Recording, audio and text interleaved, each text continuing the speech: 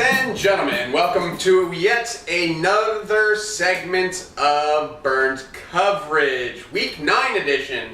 You're over halfway through the season, and now we're going to cover some wide receivers. I'm your host, Joel. I'm Curtis. And so, wide receivers. Wide receivers. Receivers who are wide. They go out wide and receive the ball. Go to the Buick and turn around. Speaking of, we're doing a show, right? I got a wide receiver you can play in your daily or weekly leagues. And that receiver is Stevie Johnson. 3,200 in DraftKings, 5,400 in FanDuel. Congratulations, Stevie Johnson. By default, you've become the number one wide receiver option of the San Diego Chargers, the highest volume passing team in the league, which is the highest passing volume team because they have no running game, but that's a different story. So Stevie Johnson, you've had success in the past. You were a number one receiver in Buffalo with Ryan Fitzpatrick. So Stevie Johnson is playing, once again, my favorite night, Monday night against Chicago, who has been pretty decent against the wide receivers. However, we do have a situation where Phillip Rivers is going to throw the ball, so he's going to get some targets. He actually has been getting targets. He's averaging 4 catches before Keenan Allen went down on varied targets. He's coming back from an injury of his own, but now he's 2 weeks removed from that. And really, it's hard to get away from this low price and such a high volume passing offense. And just the success he's had in the past and limited success so far with the Chargers, I think that if anything, his floor is very high for this price. And he does have a resume that does have 100-yard games on it. He still has that talent, and just the way that the Chargers offense is set up. Gates is going to be Gates. He's going to get his little underneath things. And then Floyd is not a possession receiver. He's an excellent deep threat, but he's purely a deep threat. And so that leaves Stevie Johnson to fill the Keenan Allen void. Keenan Allen, obviously a great receiver, don't get me wrong, and a guy I had in my standard league who I don't anymore, along with Le'Veon Bell. That's a different story. I'm getting choked up. Okay, no, I'm back. Keenan Allen, when he came to the Chargers, we didn't really know too much about him. Heard he was talented, whatever, and then Phillip Rivers made him a star.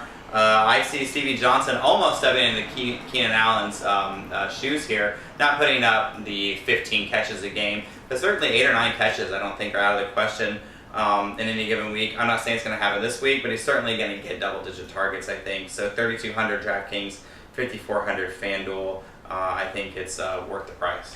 Yeah, this is the best value play of the week. This is one of we agreed on a lot of wide receivers this week, and this is definitely one of them. Because Keenan Allen has been the possession receiver, as you said, and Stevie Johnson has played that role before, and he's going to step right in and do that. I don't think he'll get the targets that Keenan was getting, because I think they will spread it around more. But they just lost Brandon Oliver, who was running back number 3 for the San Diego Chargers this year. So we're back to the Melvin Gordon show, which none of us want to see anymore. So no, I like Stevie Johnson a lot this week, and for weeks to come, health contingent.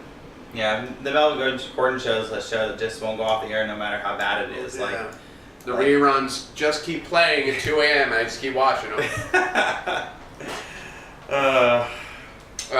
So, nothing else? I hate Melvin Gordon. No, yeah, me too. Okay, good. That's it. F you, Melvin. So, I am going to go with an Oakland Raiders wide receiver, but not the one who you think. Or maybe it is. I'm going to go with the West Oakland Raiders wide receiver. That is Amari Cooper, future... Well, I don't know if he's going to win Rookie of the Year, actually. But he's going he's playing in Pittsburgh Steelers. He only caught 5 of 9 last week for 46 yards versus the Jets, but that's because he was being shadowed by Revis last week, and 5 catches against Revis is still pretty damn good. Pretty damn good.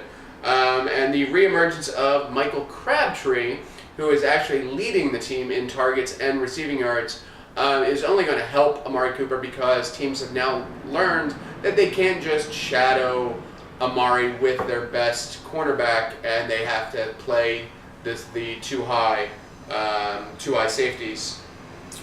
So he's averaging 5 catches on 8 targets for over 80 yards a game. Vegas is setting the over-under at 48, which means if you've watched me before, that is fantasy goodness when the over-under is that high.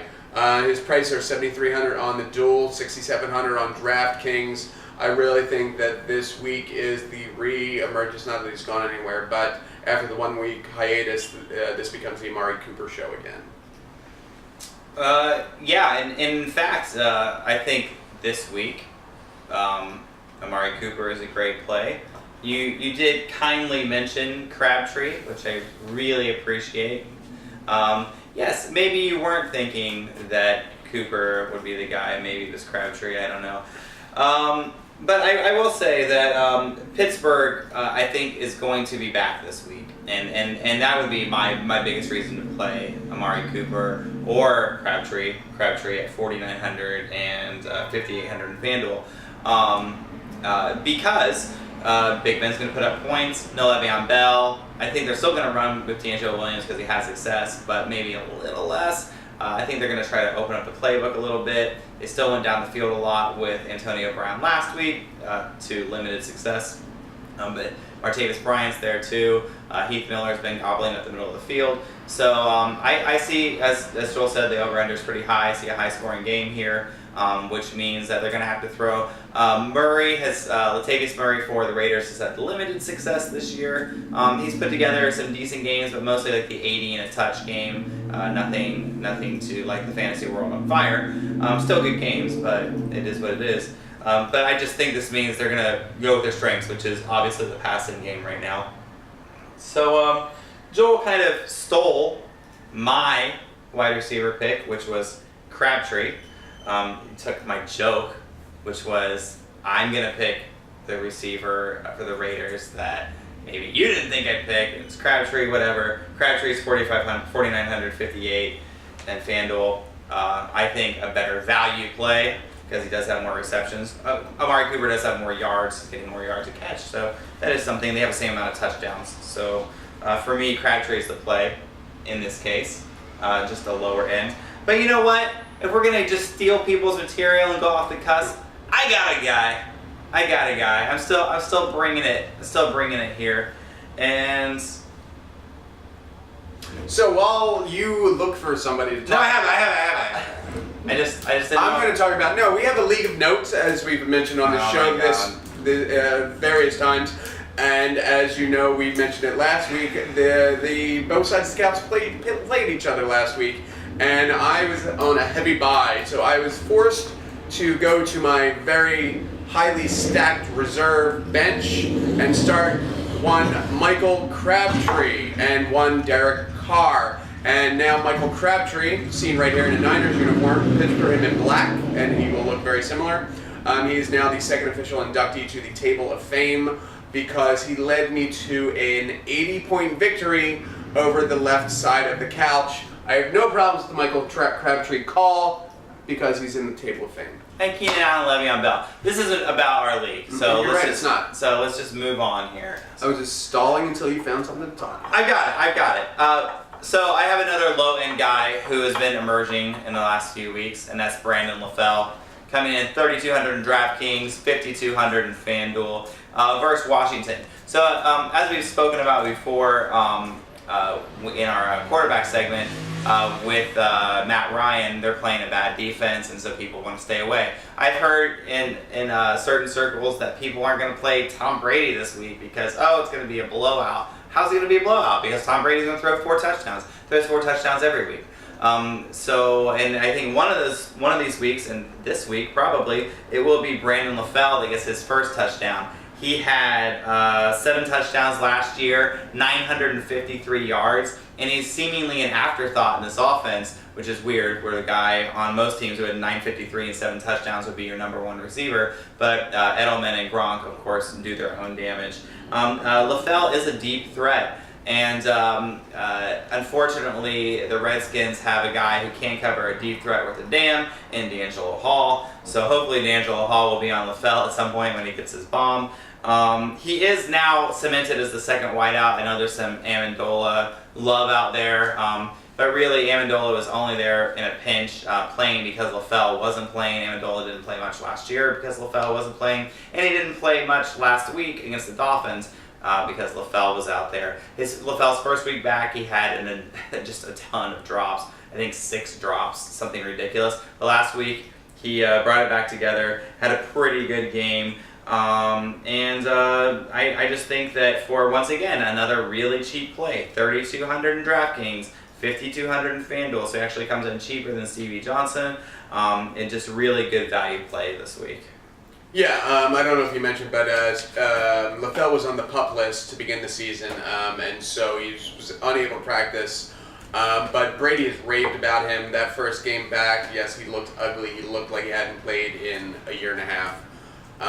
But no, he's going to be a very integral part of this offense. It's just a matter of getting the timing back. But if Brady likes you, it's like Peyton. If Peyton likes you, you're gonna produce. If Brady likes you, he's gonna get the ball to you. So yeah, good call. Anybody else? Sure.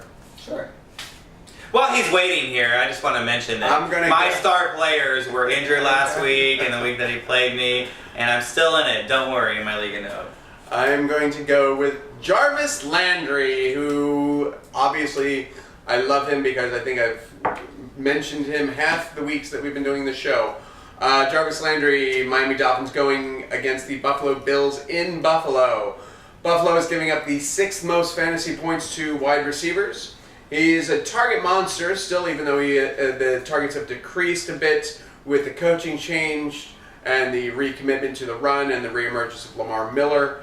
But he's still averaging over 9 targets a game, and Buffalo is giving up over 250 yards a game through the air, and has given up 68 points over the last 2 weeks. That is 68 points divided by 2. That is 34 points a game the last 2 weeks. And they are not generating any pass rush whatsoever. The only problem with Jarvis Landry is he doesn't produce the touchdowns. He did get 2 touchdowns 2 weeks ago, I think it was. So Jarvis Landry is the number 1 wide receiver on a re-energized Miami Dolphins team. Price is $7,000 on the dual, $6,300 on DraftKings. Lower second-tier wide receiver, bound to pay his price. Yeah, one of my least favorite prognosticators in fantasy football, Adam Rank, actually said, I don't really like Jarvis Landry this week. What don't you like about Jarvis Landry this week? He's their leading receiver. Devontae Parker is still hobbled. They're trying to get Kenny Stills in. I think Kenny Stills is a decent play, but that's for another show. But yeah, the targets are there. And really, my biggest thing about it is sort of the playing last week thing. You don't want to play last week, as Joel says.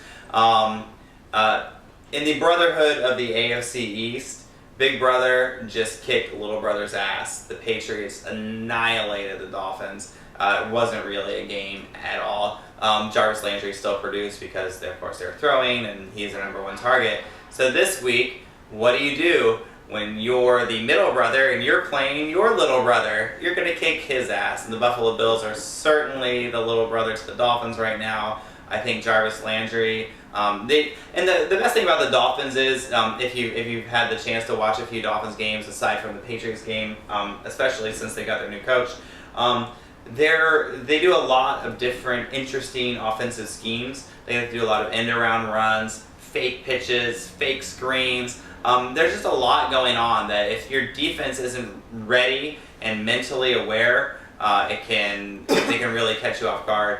And unfortunately, this Bills defense has not been mentally aware this year. It's not a Rex Ryan defense that you've come to know and love or appreciate or even just watch. Yeah. In that it's just not. They're not aware like that, and they do have a lot of gimmicks in this playbook, and they are 9 times out of 10 been very effective. And one of those gimmicks is actually they get Jarvis Landry the ball in the running game a lot, and he scored a touchdown. I know. Also, as we've talked about before in this, because we mentioned Jarvis Landry before in this broadcast, Jarvis Landry is their kick and punt returner too, so you have that upside there. So there's just a lot of opportunities for Jarvis Landry to score. So Yeah. I think a good play, and for a number one ranked receiver, 6,300 DraftKings, 7,000 FanDuel, it's not a bad play. Not at all. Yep. Number 2 wide receiver on LSU. High floor. I think. High floor, high ceiling. And I'd be remiss if I didn't mention Alan Hearns. So, Alan Hearns. Just because, as we talked about the Crabtree Cooper thing last week, this week, Darrelle Revis will probably be on Allen Robinson, who is, I think everybody thinks is the number 1 receiver in Jacksonville. He is. But Alan Hearns has been productive in his own right. He's having a great year. Possibly a 1,010 touchdown season. It's yet to be seen. See if he keeps up this pace. I certainly think Alan Hearns is going to have a decent week. He has a touchdown in like 6 straight games. Yeah. So he has not scored a touchdown since September. yeah. So So if Revis does decide to shadow Allen Robinson, which is a good bet, yeah, I definitely see Allen. And Hearns having a Revis great is game. not Revis anymore. I keep hearing this, but Telling you. all right. Well, Revis Island is open to the public. would you play Allen Robinson this week? It wouldn't be my favorite play. That's why I didn't mention him. But no, Revis doesn't scare me. Revis doesn't scare you. Revis does not scare me. All right, we'll see how that ends up. All right. All right, that was our wide receiver segment of Burn Coverage. I'm Curtis, And I'm Joel. and we hope to see you next week or next segment. On the couch. Nailed it. See you then.